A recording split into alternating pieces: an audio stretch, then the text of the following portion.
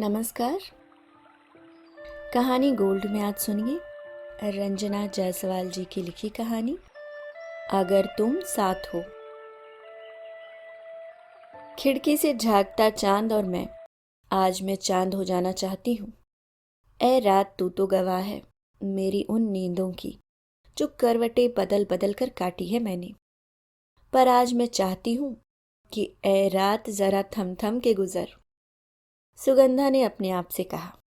सुगंधा आज खुश थी, बहुत खुश। सुगंधा को अशोक से हमेशा शिकायत रही कि वो उसे प्यार नहीं करते। सुगंधा के दिल में इस बात की हमेशा कसक बनी रही, क्योंकि उसके हिसाब से उन्होंने कभी घुटनों के बल बैठकर सर झुकाकर एक हाथ को पीछे रखकर हाथ में सुर्ख गुलाब लेकर उसके सामने वो 3 जादुई अल्फाज नहीं बोले थे। अशोक के दोस्त विराज भी तो उसी की उम्र के थे, पर वह अपनी पत्नी से कितना प्यार करते।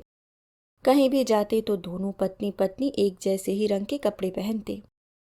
विराज एक पल के लिए भी शोभा का हाथ नहीं छोड़ते थे। फिल्मी अभिनेता और अभिनेत्री की तरह एक दूसरे की आंखों में आंखें डाले दोनों अपनी ही दुनिया में खोए रहते। तोता मैना की जोड़ी थी उनकी। प्रेम विवाह हुआ था उनका। परिवार वालों ने बहुत विरोध किया था, पर अंत में सब ठीक हो गया। उसे भी तो ऐसा ही प्रेम चाहिए था जो उसे टूट कर चाहे। पर अशोक ने सुगंधा के कभी कंधे पर हाथ रखकर फोटो तक नहीं खिंचवाई थी। वह जीवन भर पति में प्रेमी की तलाश करती रही, पर उसे वह कहीं न मिला। उसे मिला तो सिर्फ अशोक, उसका पति। शादी के पहले खूबसूरत लंबा कद, चौड़ा ललाट, रेशमी पलकों और मजबूत कंधों वाले पुरुषों को देखकर वह सहज ही आकर्षित हो जाती। शायद वह उम्र ही ऐसी ही थी। एक सजा धजा सा प्रेमी जो उसकी हर हाँ में हाँ और न में न कहे, चुटकियों में आकाश से तारे तोड़ लाने की हिम्मत रखे। जब वह दिन को दिन कहे तो वो भी उसमें अपनी सहमति दे। पर वह प्रेमी में एक पति की भी तलाश कर रही थी। सच पूछो तो वह प्रेम के साथ एक सुरक्षित भविष्य की भी तलाश कर रही थी, पर उसकी यह तलाश अधूरी ही रही। न उसे प्रेमी में पति मिला और न ही पति में प्रेमी।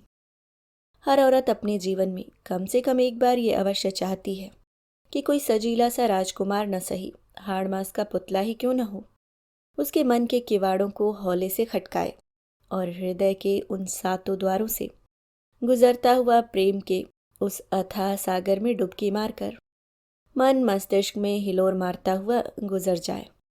पर हर व्यक्ति के जीवन में खटखटाने वाले वो मजबूत हाथ नसीब हों, जरूरी तो नहीं। हो सकता है वो किवाड़ उन उंगलियों के स्पर्श से अछूते रह जाएं। धाड़। खिड़की के टकराने की आहट से सुगंधा अपनी सोच के दायरे से बाहर निकल आई। अशोक के माथे पर बाल बिखरे हुए थे। तकिए को कसकर सीने से दबाए वो नींद में मुस्कुरा रहे थे। चादर तन से खिसक कर जमीन पर लौट रही थी। सुगंधा ने दबे कदमों से अशोक की तरफ कदम बढ़ाया और जमीन पर पड़ी चादर को उठाकर अशोक को उड़ा दिया। नींद में कितने मासूम लग रहे थे वो। क्या तुम मुझे प्यार नहीं करती? शाम को चाय पीते वक्त यही तो कहा था उन्होंने, और वह अचकचा गई थी, जैसे अशोक ने उसकी चोरी पकड़ ली हो। आज शाम को वह फिर शिकायतों का पुलिंदा खोलकर बैठ गई थी। शोभा ने उसे फोन पर बताया था विराज ने वैलेंटाइन डे पर उसे कितने सारे उपहार दिए। हर रोज एक नया उपहार लेकर वह उसे चौंका देते। 14 तारीख को तो उन्होंने शहर के महंगे होटल में उसे कैंडल लाइट डिनर देकर आश्चर्य में ही डाल दिया था। सुगंधा कितना कसमसाई थी। ये अंग्रेजों के चोचले हैं, तुम भी किन झमेलों की बात करती हो? अशोक की बात सुनकर सुगंधा चिढ़ गई थी। आपसे तो कुछ भी कहना बेकार है। विराज अपनी पत्नी से कितना प्यार करते हैं। पर क्या शोभा भी? अशोक की बात सुन सुगंधा चौंक गई थी। सुगंधा, मैं शोभा को आज से नहीं, बहुत पहले से जानता हूं, जब उन दोनों की शादी भी नहीं हुई थी।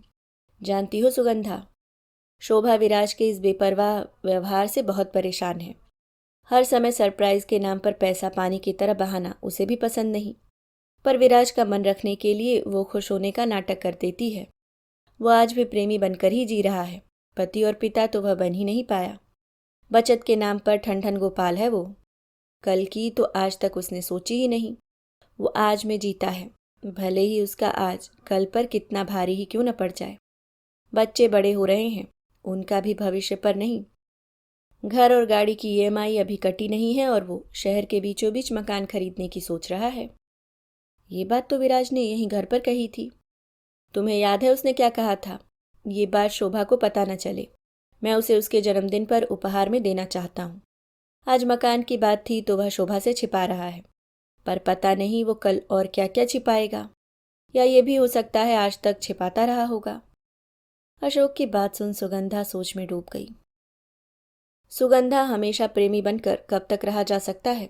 कभी तो पति या पिता बनकर अपनी जिम्मेदारियां भी समझनी होगी। एक बात बताओ, तुम मुझसे प्यार करती हो? अशोक की बात सुन सुगंधा हचकचा गई, जैसे उसकी चोरी पकड़ी गई हो। शायद तुम्हारे पास आज इस बात का कोई जवाब नहीं, पर मुझे पता है तुम मुझसे बहुत प्यार करती हो। हाँ, ये बात अलग है कि ये प्यार रोमियो जूलियट वाला नहीं, हीर रांझा वाला भी नहीं, और न ही लैला मजनू वाला ही है। पर मैं ये यकीन से कह सकता हूँ कि तुम मुझसे प्यार करती हो। सुगंधा मंत्रमुग्ध सी अशोक की बात सुन रही थी। ऑफिस जाते वक्त मेरे बिना कुछ कहे गुसलखाने में तौलिया, बेड पर रुमाल, मोजे, कपड़े और फाइल रखने वाली तुम ही हो ना? घड़ी की सुई पर डाइनिंग टेबल पर नाश्ता रखने वाली तुम हो। पराठे थोड़े ठंडे, चाय एकदम गर्म और पानी हल्का गुनगुना का ध्यान रखने वाली तुम ही हो ना? शाम को ऑफिस से लौटते वक्त जरा सी देर होने पर तुम्हारे मन की चिंता तुम्हें दरवाजे से गेट तक ले आती है। मायके जाने के 4 दिन पहले से ही तुम सूखे नाश्ते बनाने लगती हो कि अगर कहीं मुझे भूख लगे तब मैं क्या करूँगा। जबकि जानती हो तुम जब घर पर भी होती हो मैं खुद कभी अपने हाथ से उठाकर ये सब नहीं लेता। तुम ही मुझे हाथ में ज़बरदस्ती खाने के लिए पकड़ाती हो। बिजली का बिल, बच्चों की फीस या फिर राशन लाना हो, सबकी जिम्मेदारी तुम्ही ने तो उठा रखी है, क्योंकि तुम मुझसे प्यार करती हो। नहीं चाहती कि ऑफिस की परेशानियों में उलझा हुआ मैं घर की उलझनों में दबकर रह जाऊं। रिश्तों के रेशमी जाल को उलझने से पहले ही तुम सुलझा लेती हो। माँ सही कहती थी, माता पिता द्वारा तय की हुई शादी में प्यार शादी के पहले नहीं बाद में होता है। सुगंधा एकटक अशोक को देख रही थी। अशोक ने कितनी सरलता से सुगंधा के प्यार को समझ लिया था, पर क्या उसने भी? सुगंधा, विवाह एक एहसास है जो जीवन भर एक दूसरे को कभी तन्हा नहीं होने देता। जरूरी नहीं कि कोई आपके साथ चल रहा है तभी साथ है। जरूरी तो ये है कि किसी की मौजूदगी आपको कभी अकेला महसूस ना होने दे। मेरे लिए तुम्हारा साथ कुछ इस तरह का है। अशोक सच ही तो कह रहे थे। उनकी हंसी में उसकी खुशी कब शामिल हो गई उसे पता भी नहीं चला।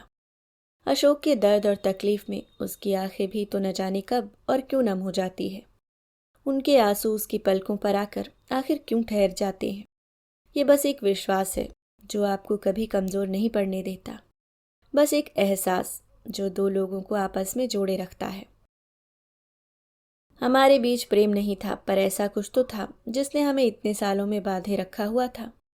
एक ऐसा बंधन जो खुशी में मजबूत और दर्द में और अधिक मजबूत हो जाता था। आज न जाने क्यों सुगंधा को टूटे हुए सपनों और आकांक्षाओं की किरचन की चुभन महसूस नहीं हो रही थी। मन का उजास न जाने कब चुपके से उसके चेहरे पर पसर गया। आज सही मायने में उसे अपनी शादी का मतलब समझ आ गया था।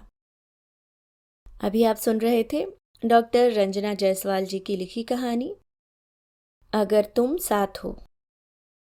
दोस्तों, डॉक्टर रंजना जायसवाल लेख, लघु कथा, कहानी, बाल कहानी, कविता, संस्मरण और व्यंग सहित साहित्य की तमाम विधाओं में रचना कर्म करती हैं। उस तरह की औरतें, गली के मोड़ पर सोना सा एक दरवाज़ा और 12 साझा कहानी संग्रह काफ़ी चर्चित रहे हैं।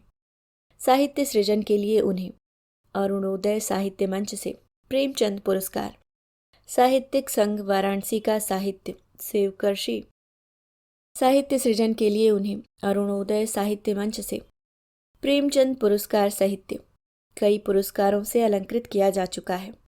पत्र पत्रिकाओं में भी इनकी रचनाएं निरंतर प्रकाशित होती रहती हैं।